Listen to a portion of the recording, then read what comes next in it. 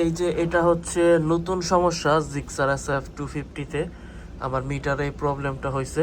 তো মিটারে এতটুক কালো হয়ে থাকে, আবার যদি বন্ধ করে চালু করি তখন আবার সাদা হয়ে যায়। প্রায় সময় সাদা হয় অটো, প্রায় সময় কালো হয়। জানি না ক্যামেরাতে কতটুক বোঝা যাচ্ছে। এই যে দেখেন, আমি বোঝার জন্য ভালো করে দেখাচ্ছি।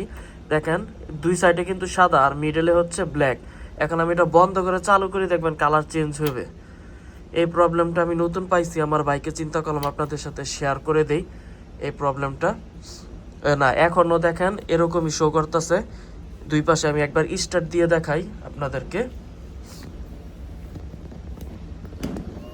একবার স্টার্ট দিয়ে দেখাই, হয়তো বা এখন যাবে, কিন্তু এটা চলে যায় কিছুক্ষণ পর, কিছুক্ষণ পর পর চলে যায়। আর একবার আমি বন্ধ করে চালু করি,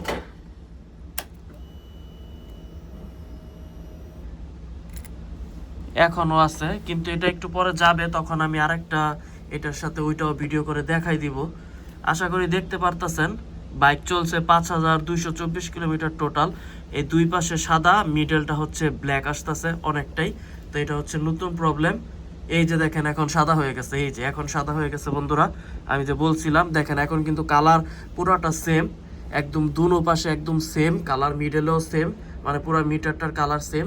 কিন্তু আবার অটোমেটিক এতটুকু ব্ল্যাক হয়ে যায়, মানে লাইট কমে যায়। এটা আমি ওয়ারেন্টিতে আসবে কিনা জানি না, কিন্তু আমি এটা দেখাবো। এটা অনেক দিন যাবতই সমস্যা হইতেছে বাইককে।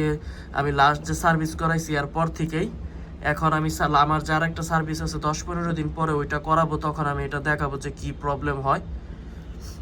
তো আপডেট আমি অবশ্যই এটা জানাবো। এই মিটার তো ভালোই দামি হবে, তো এখন দেখি কি হয়। এই প্রবলেম নিয়ে এত প্রবলেম এই বাইকের মধ্যে যে আমি কি বলবো।